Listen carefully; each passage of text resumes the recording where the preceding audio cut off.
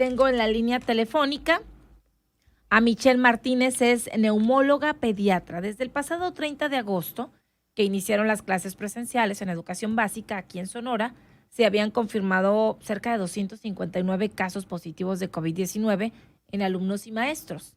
Así lo informó la Secretaría de Educación y Cultura.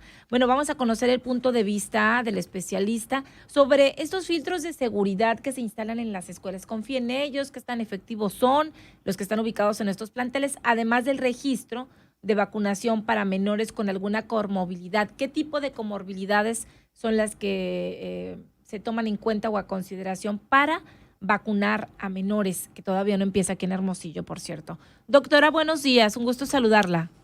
Hola, buenos días. Gracias por la Platíquenos invitación. primero, siquiera abordamos el punto de estos filtros. ¿Cómo ve? ¿Son efectivos realmente? Sí, cuando nos checan la temperatura, que es lo que podría ser como la característica principal, podría incidir. No se ha detectado un importante número de casos, sin embargo, sí ha habido casos en este regreso a clases. Sí, claro. Definitivamente tomar la temperatura no ha probado ser una medida verdaderamente efectiva. Las medidas que son efectivas para la prevención de COVID, sobre todo en las escuelas, es la adecuada ventilación. ¿Ok? Es decir, ventanas abiertas, extractores, filtros EPA, número reducido de casos y una adecuada circulación de aire. Los filtros, obviamente los tapetes que ya hemos hablado hasta el cansancio que No no sirven, sirven, pero para nada, ¿no? no, absolutamente Y me para da nada. mucha risa cuando están secos, doctor. Dice, bueno, o sea, como que ¿qué le limpias al zapato, no? Y aun cuando están mojados, pues Ajá, también solo también. hacen cochinero. Pero de perdida siento que limpio el zapato. Sí, exacto. Bueno, entonces, medidas ineficaces como el tomar la temperatura eh, y los tapetes han probado que no tienen una incidencia real en prevenir los casos y solamente generan un gasto. Algunos de estos termómetros son incluso muy sofisticados, pero no demuestran que verdaderamente nos ayuden a detectar casos con COVID. Ujú. Es mucho más efectivo, como le comento, mantener una adecuada circulación de aire en cualquier espacio cerrado, pero obviamente adquiere una mayor importancia en la escuela. Ahorita creo que epidemiológicamente nos encontramos en un mejor momento que a lo mejor lo que estuvimos en septiembre, Ok, porque ha disminuido, la curva de ascenso de casos pues se estabilizó y está incluso disminuyendo. ujú, Esto a nivel nacional. Es normal ver que haya casos aún en las escuelas, pero no debe de haber brotes. Es ok. decir, si se hace un adecuado control del caso, se debe de poder cortar la cadena de contagio y evitar estos brotes importantes que nos llevaran a cerrar incluso una Un escuela. plantel. Y es lo adecuado, lo que tendría que hacerse.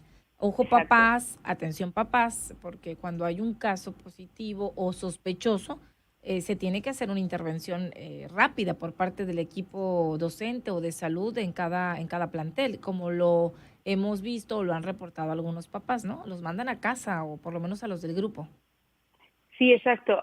Mm, Y no solo es mandarlos a casa, sino también en la medida de lo posible y si hay una justificación, pues pedirles la prueba, ¿no? Ok.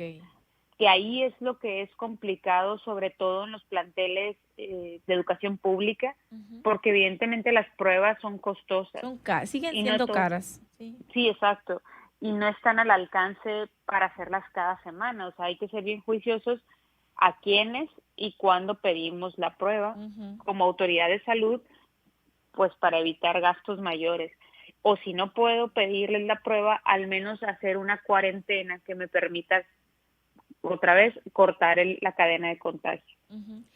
Doctora, esto, bueno, estamos platicando o abordando el tema de los filtros, pero siempre insisten las autoridades también que el mejor filtro está en casa, o el principal Sí, claro. filtro está en casa, ¿no? Entonces sabemos que el niño anda mal, que la niña anda mal, pues hay que avisar o descartar que se trate de algún síntoma COVID para que no vaya a su vez a contagiar al personal docente, al personal eh, estudiantil, a la comunidad estudiantil. Y también, bueno, queríamos tocar el tema de este registro de vacunación. Muchas veces decimos, bueno, ¿cuál es una verdadera comorbilidad donde podemos registrar. Ya saben que se hizo este registro, se está haciendo este registro a nivel nacional, en donde en algunas partes ya están vacunando a niños, a niñas menores de 17 años de edad. En el caso de Hermosillo, de Sonora, solamente se ha hecho en la zona fronteriza, en donde esto es por vacunas donadas por Estados Unidos, pero no particularmente por este registro de menores con alguna comorbilidad. Y además se están vacunando los que se ampararon, algunos casos de niños que se ampararon. Sí, bueno, una cosa es lo que médicamente deberíamos de poder justificar como una comorbilidad para COVID. Y la otra, bueno, pues las que ya están en los lineamientos, ¿no? Porque fueron, digamos, la Secretaría de Salud y la Federación lanzó un comunicado con puntualmente las condiciones que se requieren para poder acceder al registro. Porque, por ejemplo, hacen especificación de enfermedad pulmonar crónica, pero no solamente es asma, por ejemplo, sino que especifican que tiene que ser asma grave, no controlada, que haya llevado al paciente a una hospitalización en el último año, que esté con dosis altas de medicamentos, alguna afección cardíaca, sobre todo congénita, o que esté no controlada, algunas afectaciones crónicas tanto de riñón, de hígado y de sistema digestivo, sobre todo malformaciones congénitas, pacientes que tienen gastrostomía, cirrosis, atresia biliar, que es atresia de las vías biliares, que es una condición congénita, hepatitis crónica, algunas enfermedades neurológicas crónicas, alguna neurodiscapacidad o enfermedades neuromusculares, trastornos congénitos que pueden afectar al sistema nervioso, discapacidades profundas o graves, enfermedades neuromusculares como la miastenia o miastenia gravis o Duchenne, cualquier otra distrofia muscular, y algunas enfermedades endocrinas como diabetes, algunos síndromes y esto es bien importante recalcarlo, obesidad en estado grave. Ok, que hay muchos niños aquí en Sonora o niñas que tienen este diagnóstico, ¿eh? Sí, pero sí hacen la aclaración que tiene que estar de acuerdo a percentiles, que es como nosotros medimos, digamos, el grado, tiene que estar catalogado como grave. Sí, de pronto siento que hay como una incertidumbre del papá, decir, bueno, ¿y si mi hijo sí tiene o no tiene comorbilidad, no? Como no sabemos detectar y si lo registramos o no lo registramos o si es candidato o no a esta vacuna. Sí, definitivamente hay mucha incertidumbre hasta los requisitos para que mi hijo pueda tener acceso. Entonces, ahí es importante, sobre todo si cualquier niño tiene alguna afectación crónica a cualquier nivel, es importante acercarnos a su médico tratante para empezar nos explique, nos detalle. Nos explique y nos expida una constancia del diagnóstico. Entonces, ahí sí, todos los niños que tienen una afectación crónica tienen un médico tratante, ya sea algún neumólogo, algún endocrinólogo pediatra, exacto. Entonces es importante que los papás, si tienen alguna duda o si tienen la mínima sospecha de que su niño tiene una afectación crónica que merece estar en este grupo de vacunación, pues es importante acercarse a su médico tratante. Sí, nos preguntaba una mamá el otro día, mis hijos tienen autismo, no sé si recuerdo 2 o 3 niños con autismo. En este caso viene con alguna enfermedad, sí viene uno de los puntos, no específico como tal autismo, pero sí afectación discapacidad. Entonces sí aplica. Y si tienen alguna duda, como dice la doctora, bueno, hay que acudir a su médico para que pueda registrarlos y a su vez reciban, no hay fecha todavía, pero es importante, doctora, todavía hay como en algunos papás un rechazo para la vacuna en menores, sin embargo creo que vamos avanzando, lo hemos visto en ciudades como en México, en la Ciudad de México, donde ya se está vacunando a niños, niñas con alguna comorbilidad. Y cabe destacar que realmente el tema de las comorbilidades es por un tema de prioridad, por acceso a la vacuna, pero realmente todos los niños por arriba de 12 años, al menos en México, que es donde está autorizada esta edad, deberían de ser vacunados, porque incluso niños sin alguna comorbilidad están sujetos a alguna complicación por COVID. No hay que alarmarnos, evidentemente esas complicaciones son mucho menor la probabilidad en un niño que en un adulto, pero le existe. Entonces, ante el riesgo siempre va a ser mejor vacunar. Ahorita, por un tema de disponibilidad de vacunas, se establecieron estos criterios para priorizar la vacunación, pero no quiere decir que sean los únicos niños Sí, todos. que necesitan estar vacunados. Doctora, por último, yo sé que no es su especialidad como tal, pero tiene todo el conocimiento. Nos preguntan, por ejemplo, que en el caso de un menor, un niño que resultó con COVID, el nieto de una radio escucha, y ya fueron al médico y dicen que ya salió del COVID, ¿requiere o es necesario y usted recomienda que se haga otra prueba?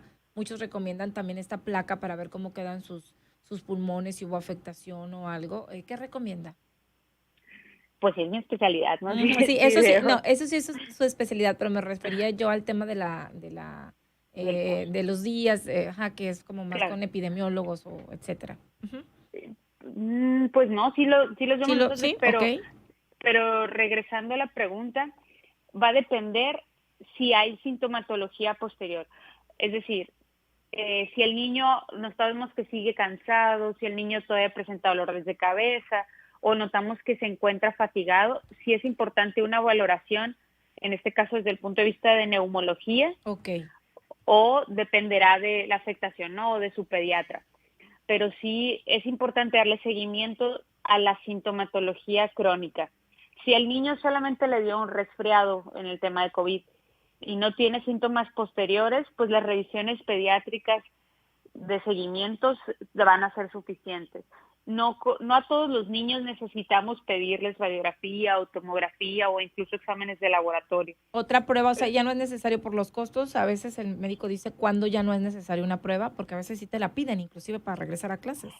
Y eso es erróneo, ¿no? Dice la CDC que son 10 días de aislamiento en casos de COVID de leve a moderado, entonces no necesitamos repetir una prueba para decir que ya no tiene COVID. Ok. Y esto es algo bien importante recalcar porque sí se los piden a veces en Sí, algunas escuelas. o en los trabajos para regresar. Inclusive Exacto. ahorita te están pidiendo el certificado, pero hay retrasos en la emisión y esto está generando también un problema. Sí, exacto, Sí. pero no está justificado solicitar una prueba subsecuente para corroborar que ya no hay COVID. Ok. Sobre todo porque PCR puede continuar positiva hasta meses Ujú. después. Sí, porque trae 2 anticuerpos y sale positiva. Y porque todavía hay material genético en Ujú. algunas ocasiones del virus, no quiere decir que sigamos siendo infecciosos. Sí, porque podemos tenerlo, portarlo, pero no contagiar. Sí, exacto. Que como ha habido cambios, ¿no? Yo recuerdo cuando tuve el COVID el año pasado, hemos sobre la marcha aprendido tanto los pacientes como los médicos en relación al tema este de los días de contagio, cuánto esperar, que si resultabas positivo, que si contagiabas, no contagiabas. Ha sido un aprendizaje constante este tema del COVID durante toda esta pandemia. Doctora, pues muchas gracias. Ahí está la respuesta para nuestro radio escucha. ¿Dónde le encontramos? ¿Algún teléfono que quiera compartir para atenciones? Sí, muchas gracias. Yo me encuentro en Hospital San José Hermosillo, en el piso 4, en el módulo O.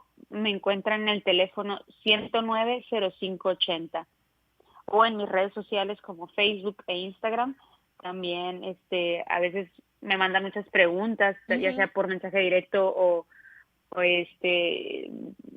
¿cómo se llama? En los posts, y trato de contestar a todo esto, ¿no? Entonces ahí me Ok. encuentran y pues en el consultorio. 109, ¿qué, doctora?